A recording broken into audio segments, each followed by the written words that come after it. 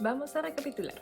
En mi video anterior yo te expliqué que puedes contactar directamente a través de un email a profesores e investigadores para buscar oportunidades para hacer posgrados en el exterior, o también simplemente si tú eres un estudiante de pregrado o licenciatura y estás interesado en realizar un intercambio o una experiencia de investigación, bien sea durante el verano o durante el transcurso del año académico en el laboratorio o en el grupo de investigación de un profesor en el exterior. Hay una limitante que muchos de nosotros tenemos y que se nos mete en la cabeza la idea de que somos latinos o venimos de universidades que nadie conoce, y sobre todo el idioma.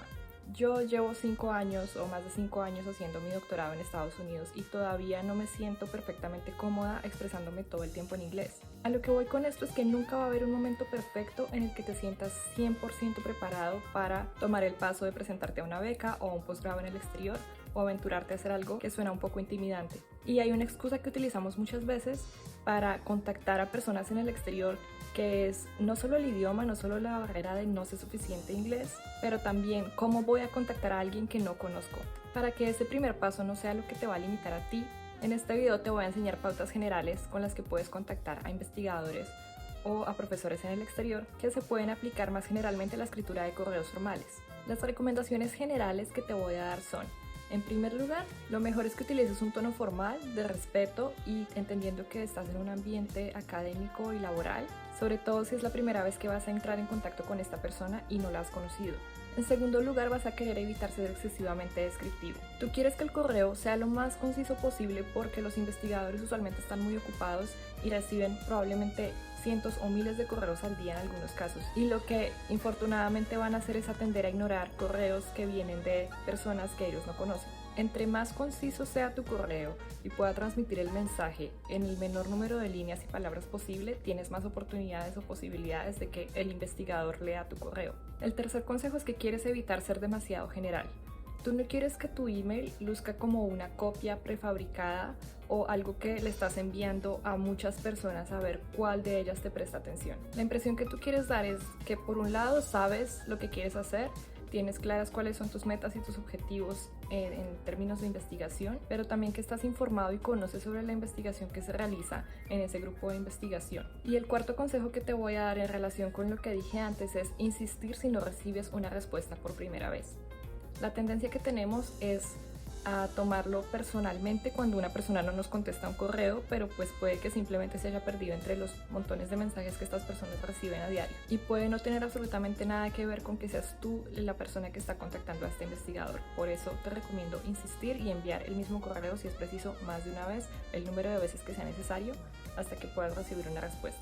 Ahora voy a utilizar un ejemplo para darte pautas específicas sobre cómo redactar el correo electrónico y las distintas partes que debe tener.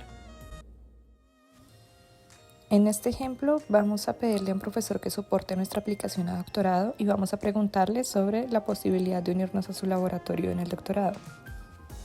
Esta razón para contactar al profesor es lo que debe incluirse en el asunto del email.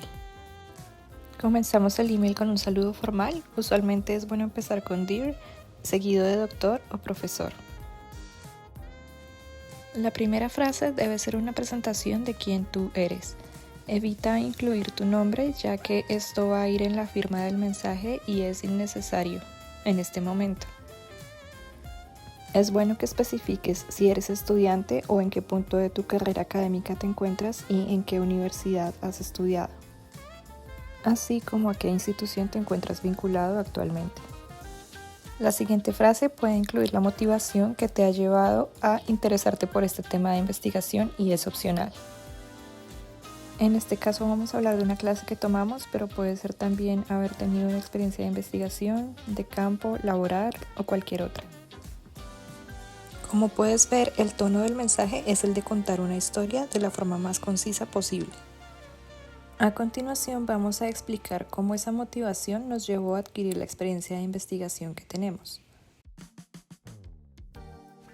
Lo que vamos a hacer es, en un máximo de 2 frases, contar de la forma más específica posible en qué lugar y con qué profesores desarrollamos esta experiencia de investigación, cuál fue la duración, cuáles fueron las tareas específicas que realizamos y qué habilidades adquirimos. En resumen, por qué somos buenos candidatos para ser contratados, qué sabemos y cuáles son las fortalezas que tenemos. Acá también puedes incluir publicaciones software, herramientas u otros productos que hayan salido de esa experiencia. La siguiente parte es el objetivo del mensaje, es decir, explicar concretamente cuál es la razón por la que estás entrando en contacto con este investigador o profesor. En este caso queremos especificar que estamos en el proceso de aplicación al doctorado en la institución en la que está vinculado el profesor y que queremos que él soporte nuestra aplicación. En la siguiente frase queremos especificar por qué estamos escogiendo contactar a este profesor, es decir, queremos explicar cuál es nuestro interés en la investigación específica de ese profesor. Es necesario que incluyas información que permita al investigador saber que estás bien informado sobre cuáles son tus intereses de investigación y que estos se alinean con los de su grupo de investigación. Finalmente, puedes incluir una frase que permita saber que estás adjuntando tu currículum o CV. Esto es importante y es opcional, pero yo te recomiendo que lo hagas porque si no, el profesor no va a tener demasiada información para saber si debería estar patrocinando tu aplicación o no. Para concluir, puedes incluir una frase para agradecer al profesor por tomar el tiempo de leer el correo y considerar tu aplicación. Puedes firmar simplemente con tu nombre o apellido o incluir información institucional, teléfono de contacto, entre otros. Te recomiendo que, de ser posible, envíes este email desde una cuenta de correo institucional y que utilices esto simplemente como un borrador, pero lo modifiques de acuerdo a tus necesidades. En el link en la descripción del video vas a encontrar este ejemplo para que lo puedas descargar y modificar.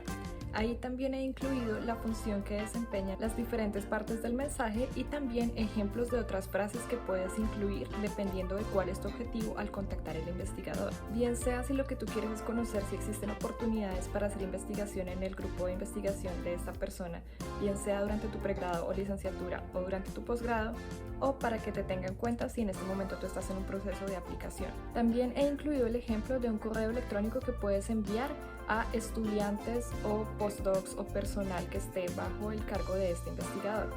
Esto es muy importante porque te permitirá conocer cuál es el estilo de este investigador como asesor y como mentor y por lo tanto decidir si es la persona adecuada para asesorarte. Escoger un buen asesor es una de las claves más importantes para tener éxito durante tu posgrado y es algo que muchas veces ignoramos, teniendo en cuenta por encima de esto el prestigio o la calidad de la investigación que se lleva a cabo en ese laboratorio de acuerdo con lo que vemos desde afuera. Este va a ser el tema de mi próximo video, así que te invito a seguir conectado, seguir suscribiéndote y compartir este video con personas a las que les pueda ser útil.